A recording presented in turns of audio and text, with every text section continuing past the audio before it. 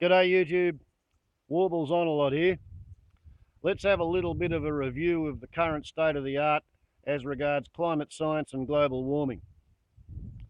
Those of you who are familiar with my channel may recall that in August last year, prior to the Australian federal election, I posted a video suggesting vote green or die, meaning that the weather god's response to the election of an Abbott Liberal government would be to hit us with an El Nino drought.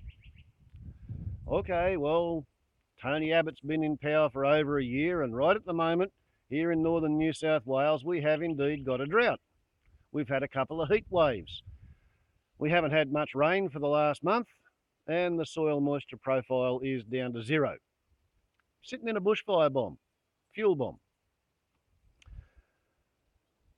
However, last week's New Scientist magazine came up with a startling piece of information, which is that this drought is not actually due to an El Nino, because the oceans have warmed up to the point where they won't cooperate with the atmosphere, and basically the ocean is too warm to give us an El Nino drought.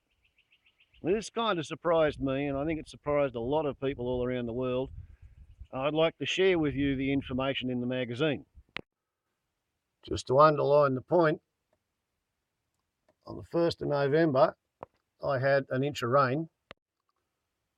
On the 23rd of November, I had 2 millimetres of rain. And here we are on the 29th. Here's the soil moisture profile gauge, which has no moisture at all, but there is a spider living in it. And the kangaroos are hanging around my place, sitting in the shade, watching and waiting for me to fill the water dish.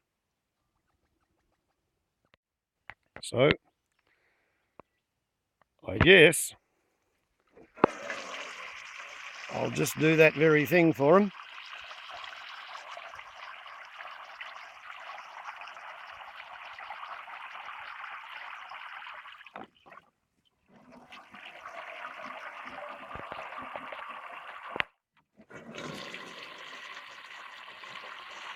And having shared water with the wildlife, then I'll share the New Scientist magazine with you subscribers and viewers. We're talking the 15th of November, 2014, page 8. Article titled, Oceans Get into Hot Water.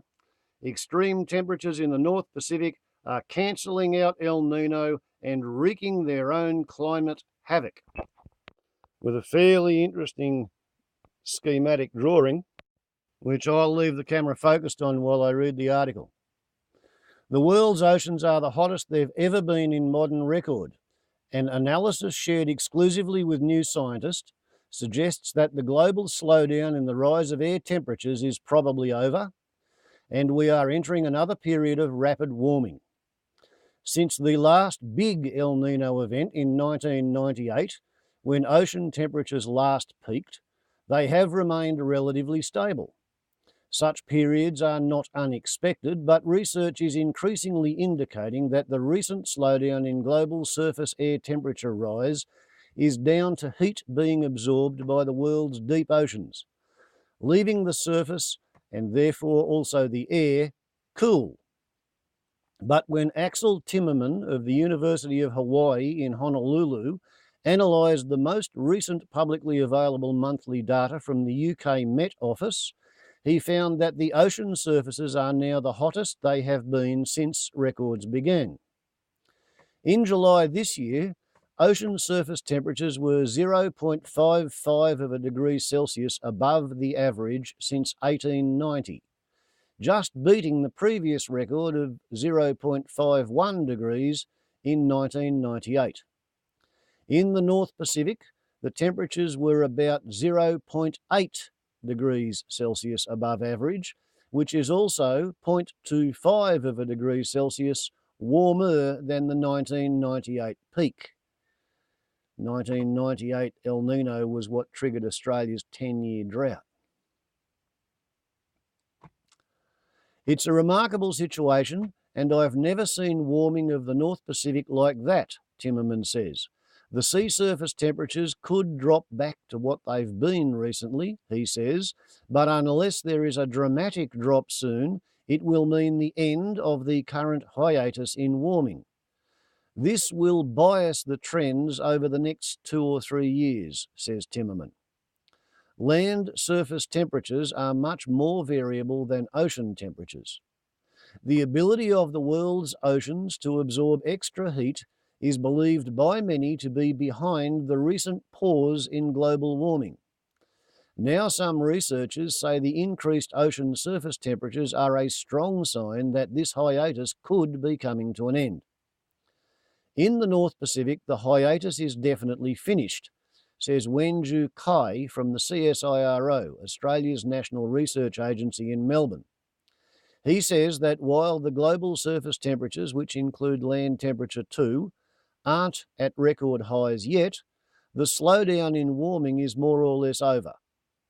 In our mind, the hiatus is already finished because oceans are 70% of the surface. But some are cautious about linking the peak to an upward trend. Quote, beware of single peaks, unquote, says David Checkley of the Scripps Institution of Oceanography in San Diego. He doesn't interpret the data as showing a return to consistent warming.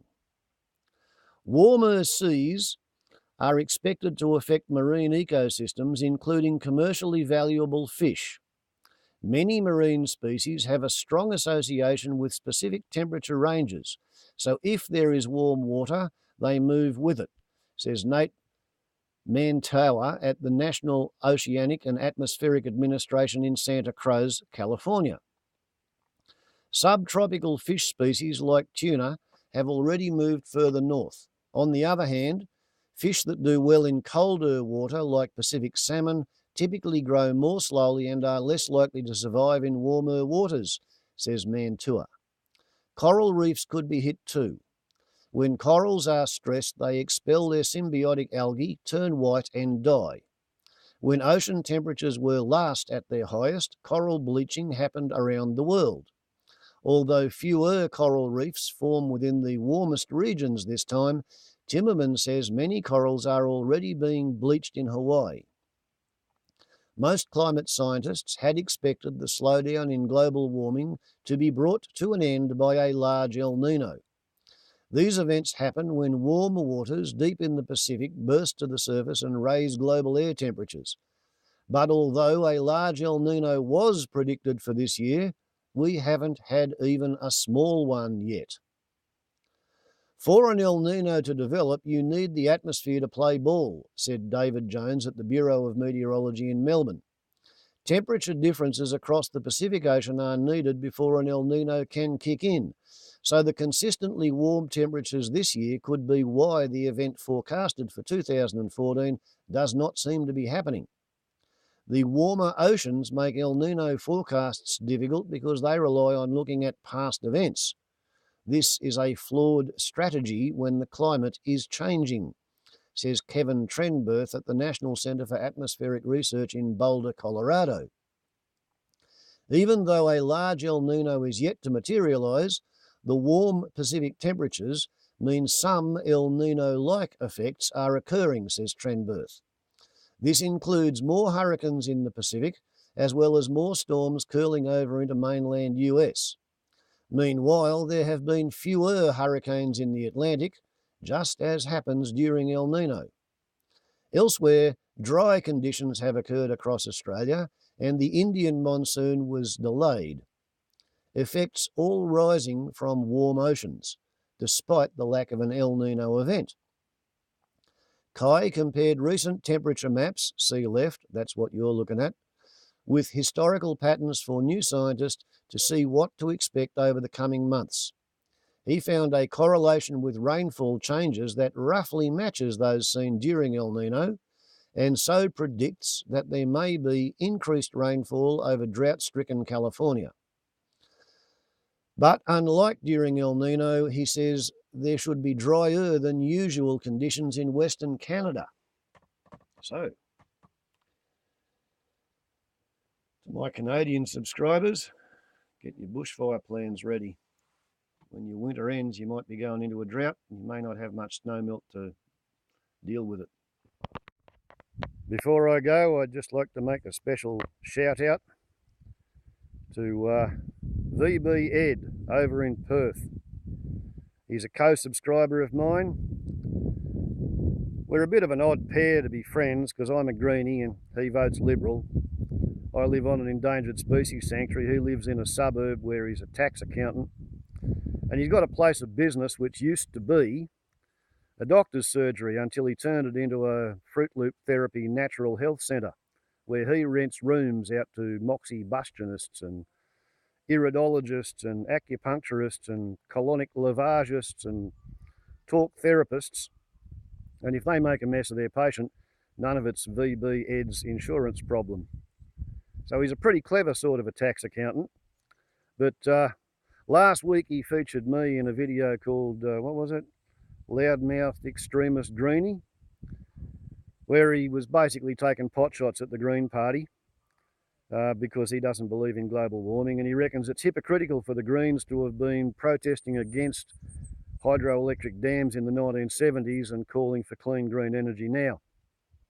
As I've said to him, the Greens' position on dams is that all the good sites in Australia anyway have been dammed, and half of them, the dams wrecked a couple of good river systems and we don't get enough rain there to make any new electricity out of the water that falls. The Snowy Mountains scheme, for example, is merely used for pump storage for the Victorian brown coal-fired power stations. They run water pumps all night to push water to the top of the mountains and run it back down again, put it through the turbines and the generators to run people's toasters and microwaves and hairdryers at breakfast time in the suburbs. So anyway, after a week of back and forth on the comment thread, I mentioned that global warming forecasts suggested extreme weather events, and I pointed out that southeast Queensland got hammered by a 2 supercell thunderstorm, did over $100 million worth of damage, busted 2 helicopters and scrambled the aeroplanes at Archerfield Airport.